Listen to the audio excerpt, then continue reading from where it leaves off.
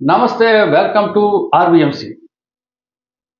ఎన్నికలు కేవలం 2 రోజులు మాత్రమే సమయం ఉంది. సమయం లేదు మిత్రమా అంటూ అభ్యర్థులు ప్రచార పర్వంలో దూసుకుపోయి మరి ఈ రోజుతో ప్రచారాన్ని ఆపేసి ఇకపై ఇంపార్టెంట్ కార్యక్రమం ఒకటి ఉంది, దాని మీద పడ్డారు. ఇప్పటికే ఆ కార్యక్రమానికి శ్రీకారం చుట్టేశారు. కొన్ని నియోజకవర్గాలు అయితే కంప్లీట్ చేశారు, కొన్ని చోట్ల ఇప్పటి నుంచే స్టార్ట్ చేస్తున్నాం. మీకు ఇప్పటికే అర్థమై ఉంటుంది, ఇంపార్టెంట్ కార్యక్రమం ఏదో కాదు, డబ్బు పంపిణీ.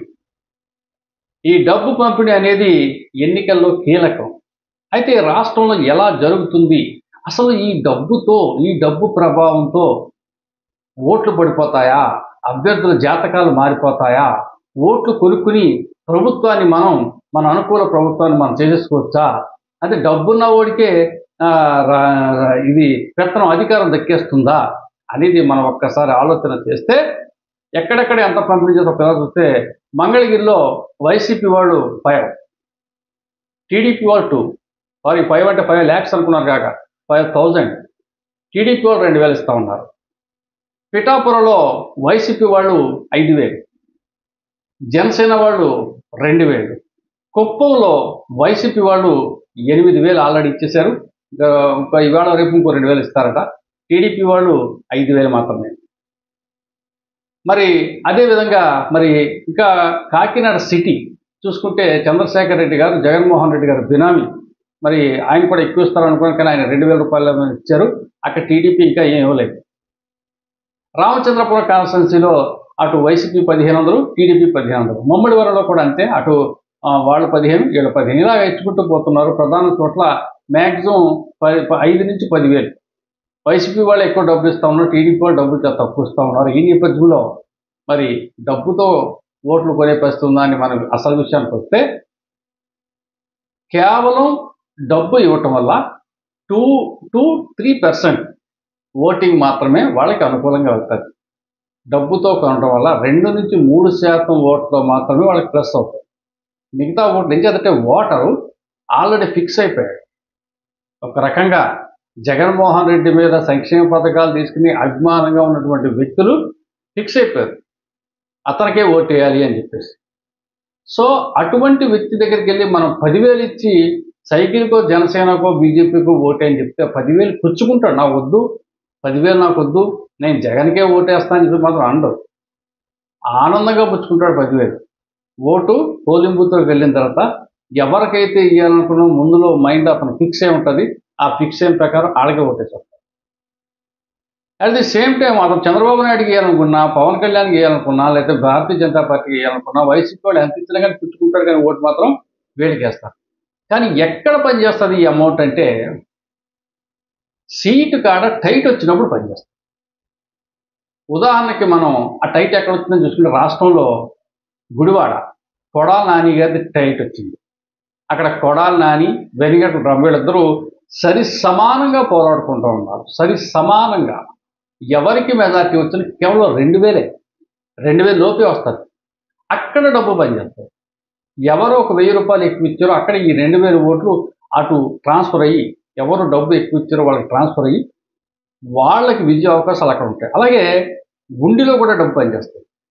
గుండిలో కూటమి నుంచి రఘురామకృష్ణరాజు గారు పోటీలో ఉన్నారు, ఇండిపెండెంట్గా శివరాజు గారు పోటీలో ఉన్నారు, సుదర్శన్ రాజు గారు వైఎస్ఆర్సీపీ నుంచి పోటీలో ఉంటే అక్కడ వైసీపీ మాత్రమే, వీళ్ళిద్దరూ తగ్గాపూర్లో ఉన్నారు. ఈ తగ్గాపూర్లో జరిగితే పరోక్షంగా లాభం వైసీపీ అభ్యర్థి జరగాలి, లేకపోతే మరి వీళ్ళిద్దరూ పోటీలో డబ్బు ప్రధాన పాత్ర పోషిస్తూ ఉంది. అప్పుడు రఘురామకృష్ణరాజు గారు జనరల్గా మరి ఆగర్భ శ్రీమంతుడు కాబట్టి ఎంతైనా ఇచ్చి ఓటును కొనే స్తోమత ఆయనకు ఉంది కాబట్టి, అఫ్కోర్స్ శివరామరాజు గారు కూడా డబ్బున్నవాడే, కానీ ఆయనతో పోల్చుకుంటే రఘురామకృష్ణరాజు గారు very very well settled politician and పారిశ్రామికవేత్త కాబట్టి, ఇండస్ట్రియలిస్ట్ కాబట్టి మరి అతను డబ్బుతో ఓటుకొని డబ్బుతో గెలిచే అవకాశం ఉంది. అక్కడ డబ్బు పనిచేస్తుంది. సో ఇలా చూసుకుంటే కుప్పం లాంటి చోట డబ్బు పనిచేయదు. మీరు ఇవన్నీ చెప్తున్నారు కదా, కుప్పంలో 10,000 ఇస్తున్నారు కదా, ఎందుకు దగ్గర మీరు ఒక ప్రశ్న ఇచ్చినాను. నో, జరగదు. కుప్పంలో ఆల్రెడీ చంద్రబాబు నాయుడు గారు సేఫ్లో ఉన్నారు. ఒక 30-40 వేల ఓట్ల తేడాతో ఉన్నాడు ఆయన. ఆ శ్రీకాంత్ అనే ఆ భరత్ అని వైసీపీ అభ్యర్థి మీద పోల్చుకుంటే వీళ్ళు డబ్బులు ఎక్కువ ఇచ్చే కొద్దీ ఆ ఎవరైతే 30-40 వేలు ప్లస్ ఉందో అది తరుగుతుంది. అంటే మెజార్టీ అయితే తగ్గుతుంది తప్పితే డబ్బు ఇచ్చినంత మాత్రాన అతను ఓడిపోయే పరిస్థితి అయితే అక్కడ లేదు. మెజార్టీ తగ్గొచ్చు, ఒక 5,000, 6,000, 7,000 ఈ డబ్బు వల్ల కొంతమంది డ్రాప్ అవ్వచ్చు. ఒక కుటుంబంలో 4 ఓట్లు ఉంటాయండి. 4 ఓట్లకి ఓ 2,000 రూపాయలు ఉదాహరణకి టీడీపీ పొడిస్తే 5,000 రూపాయలు వైసీపీ పొడిస్తే వాళ్ళు ఏం చేస్తారు, పంచుకుంటారు. సరే అతను 5,000 ఇచ్చారు కదరా, మీ ఇద్దరు దానికి మీ ఇద్దరు దానికి వేసుకొని పంచుకుంటారు. ఆ విధంగా మెజార్టీ ఓట్లలో మైనస్ రావచ్చు. పిఠాపురం కూడా అంతే. పవన్ కళ్యాణ్ గారు సేఫ్లో ఉన్నారు. ఇప్పుడున్న తాజా అంచనాల ప్రకారం ఓ 25,000 ఓట్ల తేడాలో ఉన్నారు ఆయన వంగ గీత గారితో పోల్చుకుంటే. ఇక్కడ గీత గారు డబ్బు పంపిణీ చేస్తూ ఉన్నారు. అది చేస్తున్నప్పుడు ఎక్కువ ఇస్తూ ఉన్నారు. జనసేనతో పోల్చుకుంటే ఎక్కువ డబ్బులు ఇస్తున్నారు. అప్పుడు అక్కడ కూడా అంతే, మెజార్టీ ఎంతో కొంత మైనస్ అవుతుంది. అయితే ఇక్కడ ఇంకొక విషయం మనం చెప్పుకోవాల్సి ఏంటంటే, ఈ డబ్బు పంపిణీ 2024 ఎలక్షన్లో డబ్బు పంపిణీ అనేది చాలా ఎక్కువ జరుగుతుందని చెప్తూ ఓటర్ అయితే చాలా ఎక్స్పెక్టేషన్కి వెళ్ళిపోయారు. గతం నుంచి చూసుకుంటే ఓటుకి 10,000 ఇస్తారట, ఓటుకి 20,000 ఇస్తారట. ఈసారి ఎలక్షన్లో జగన్మోహన్ రెడ్డికి ఎంతకైనా తెగించేసి డబ్బు విషయంలో వెనకాడట అని చెప్పేసి మేము కూడా వార్తలు రాయటం కోసం, ఇతరత్ర కార్యక్రమం కోసం గ్రామాలకు వెళ్ళినప్పుడు మమ్మల్ని కూడా ప్రశ్నించేవారు. కానీ వైసీపీ వాళ్ళు వాళ్ళ ఓటర్ అంచనాకి ఎక్కడా కూడా ఆ ఎస్టిమేషన్కి వాళ్ళ దగ్గరికి రాలేకపోయారు.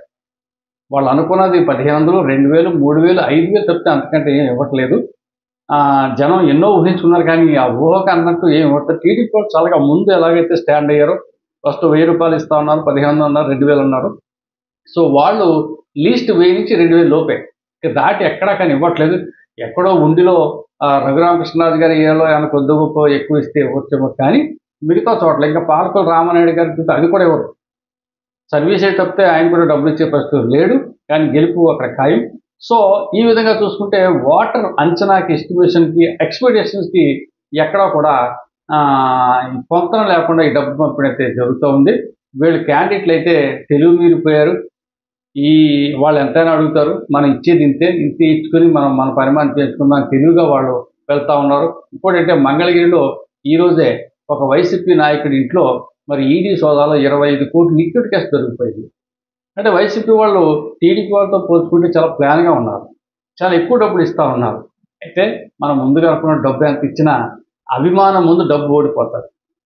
అభిమానం ముందు డబ్బు అనేది ఓడిపోతుంది. అతని మనసులో అభిమానం ఉంటే ఖచ్చితంగా ఎవరికి అభిమానం ఉందో అతనికి ఓటేస్తాడు.